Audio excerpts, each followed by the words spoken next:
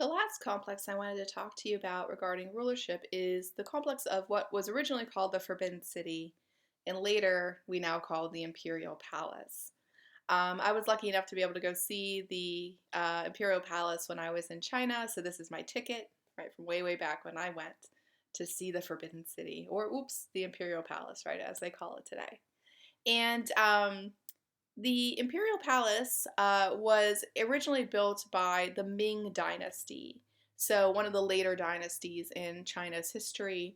And later, after the Ming, was occupied by the Qing. Now, what's interesting about the Qing is they actually were an outside dynasty that came in from Manchuria, but the Qing basically decided to adopt and absorb Chinese culture.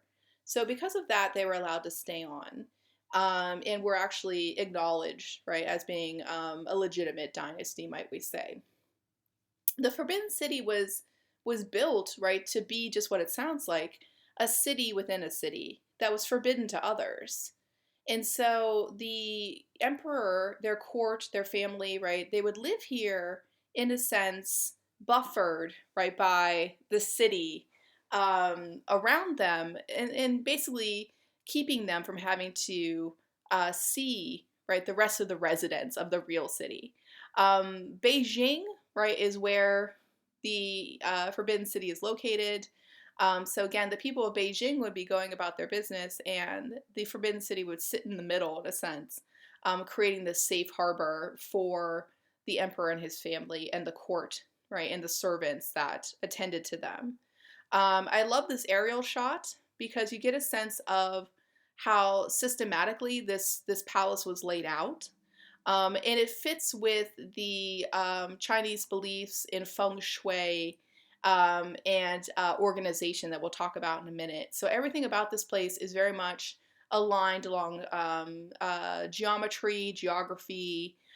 For instance, there was a set of mountains that were north of this palace, and so many people felt that the palace was buffered, right, or protected by the mountains. And then, in a sense, it became its own type of sanctuary because the way it was laid out in its geographical orientation. So it's a very precise building, and again, to me, sort of fits with this Chinese sense of order, right? When you look at it, and so I mentioned the idea of feng shui. The feng shui, right? The wind and the water, right? As it literally means, believes when people use feng shui in Chinese architecture and design, they believe very strongly that you're creating a type of harmony. So I'm showing you here in the picture, right? One of the halls, the Hall of Supreme Harmony. So when you look at the design of the entire complex, right, everything is trying to be put into balance or into order using the rules of feng shui. And I won't go into all of them, but it's pretty advanced stuff. But there's an idea that you have to follow the qi, or the energy of the earth. And Chinese believe that qi was in the lines of the earth, but it was also in us. That we have qi in our bodies, right? And it has to be kept in harmony or kept in balance. Many people feel the rigidity of the layout here, the use of the north, south, east, west axis in a very precise way, was meant to honor the qi, or the lines of energy running through the earth. Feng Shui also talks about, the idea of, having things at your north or your south or your east or your west, having things at your back or at your front, and also the way that energy flows through a structure. That certain rooms in your home, right, if they're laid out on a certain axis, shouldn't have certain things in them or should have certain things in them. So this idea of the energy of the space, right, being always organized, right, in a certain way, or in a sense, using that natural flow of feng shui. Some things about feng shui, like I learned about, is like the use of the color red, like you see here in the Phoenix throne room, is a very energetic color. So the reason Chinese use it quite often is they want to energize their structures or give them energy. So you'll notice this used in restaurants and rulership spaces and such. The idea of using the color in a very sort of energetic kind of way. So feng shui speaks a lot to color usage. Another thing about feng shui I learned was like, if you have animals, pets, uh, when you're away from the home, the pet's actually in your home moving the energy around. So pets are thought to be beneficial to feng shui because your energy is never static in your house. Your pet's always moving your energy around. I also learned a lot about mirrors and windows and such. That you want to have good placement of your windows. If you have bad placement of your windows in a home, it could suck the energy right out. And again, you're supposed to use a mirror to like throw it back into your home. So there's a lot of different rules and different things you can learn. There's certain things to put in certain places to, energize your prosperity or energize your passion, different kinds of things. So it's very big deal, right, to use feng shui in your design. As you walk around through the palace, you'll note that there are a lot of ceremonial rooms.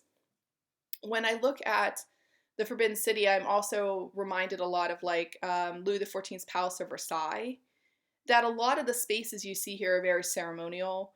They're not really about like real living, they're about showing off. They're designed that way to be very, very impressive. For instance, here in the throne room, you'll notice that there's like these little bridges that go across, to bring people into the orbit, right, of the emperor, and then they have to cross the bridge to go back. This is all about the display of the emperor more than anything else. And the other thing I love about these spaces is they really show off art. Um, the dynasties that lived here were very big on art collections. So you'll notice like, hanging paintings on the walls and different types of ceramics and sculptures and different things sort of around the palace. But again, these spaces, they speak to me in a much more ceremonial way rather than a very useful way. These are some images of some of the art pieces you might see, when you go there. Again, they loved collecting painting. And also I wanted to show you, of course, the famous Ming vases, because the Ming was the first dynasty that lived here, and their vaseware is very famous, highly prized, and it's known for the white with the blue imaging on it. So the color palette of the white and the blue. And I gave you that top Ming vase with the dragon because, again, dragons are often used as images of leadership, right, in Chinese culture. So you see them carved all over the place. You see them on vases and different things. So the dragon pops up kind of again and again as a leadership symbol, as well as the phoenix that was discussed in the throne room, rising from your own ashes, right? So again, there's a lot of art here that one can see at the Imperial Palace as well. And at the end of the imperial period, of course, you have the last emperor who lives in the palace at the beginning of the 20th century. If you've never seen the movie The Last Emperor, it's really a great movie. It actually was filmed on location in the Forbidden City. So it's a gorgeous movie while also documenting the last dynasty that lived in the city before the rise of Mao. And we'll talk about Mao and the rise of the Communist Party or the People's Republic when we get to our discussion of modern and contemporary pieces. So we'll circle back to this and talk about it again. Today, of course, the Forbidden City or the Imperial Palace is owned by the state and is a tourist site. And hanging outside the entrance is a portrait of Mao. But again, we'll get back to Mao later. But the end of the dynasty system comes with the rise of Mao and the end of this as a imperial, right, place of residence. The last thing I wanted to talk to you about before we move on to our discussion of colonial and contemporary China is, of course, accident and chance and how it influences or kind of meets up with art in the Asian tradition. And I'd mentioned before that most Asian cultures embrace accident, right? They have um, a good relationship with the idea of accident, where they feel strongly that accidents are often something to welcome, that they gave you an opportunity that you might not have had another way. So, where I think Western cultures stress perfection, and stress, well, that was a mistake, or now you need to start over. That I find a lot of Asian artists, if they accidentally get a drop of ink somewhere, they might just say, well, how can I just put that in the composition? I don't need to start over. How can I embrace this happy accident? So that's a phrase you often see in Asian culture, the happy accident. And I think it's because of their cultural beliefs, but I also think in art, it fits in well with how they made art.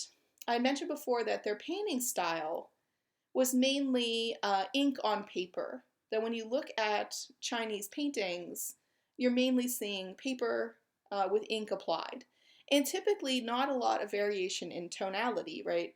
Black ink is often the only type used.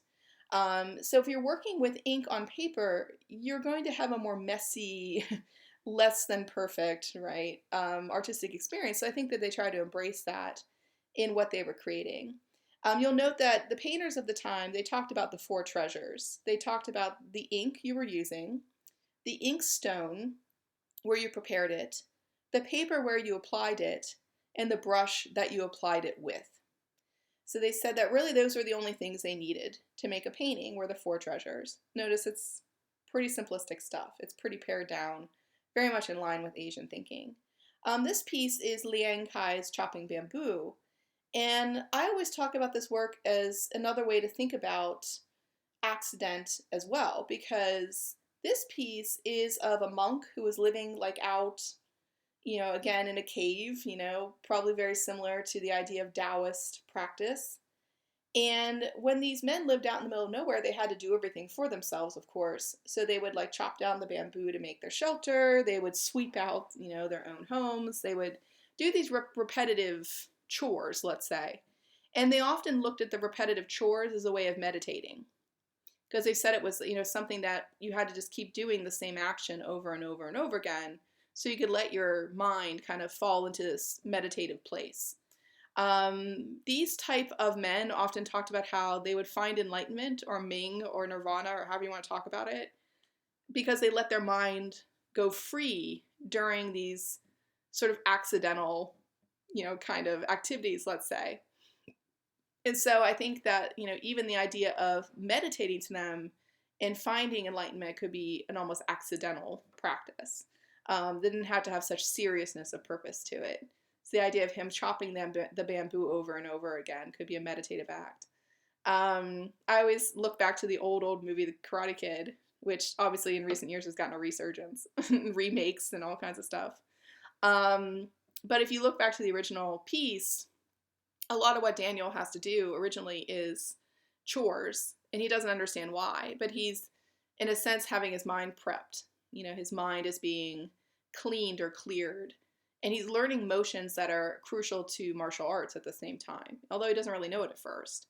But this idea that sometimes we have to stop the noise in our heads, right? We have to let that noise kind of die down in order to hear what's important or understand what's important. And again, I think when you think about accident and chance, Taoism figures in largely to why Asian culture is more comfortable with accident. And their view of nature also ties in. And again, looking at these two paintings that I showed you previously, Sen Chao's Poet on a Mountaintop and Shitao's Man in a House Beneath a Cliff, you can first off see that Chinese style, the paper with ink practice, which was very typical. Notice that also they'd often have a little poem right off to the side in the painting. So one of the things I love about their paintings is they're often very holistic. They appropriate a lot of different,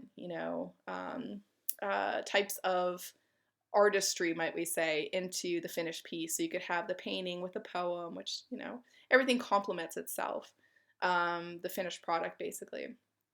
But I think, their attitude that a lot of things that happen in the natural world are often accidental, that you have to flow with the things that happen naturally. Their Taoist belief in, sort of listening to your internal, right, voice, right, hearing that voice, that all sort of complements itself, right, and in a sense becomes a kind of philosophy of allowing for the happy accident at the end of the day.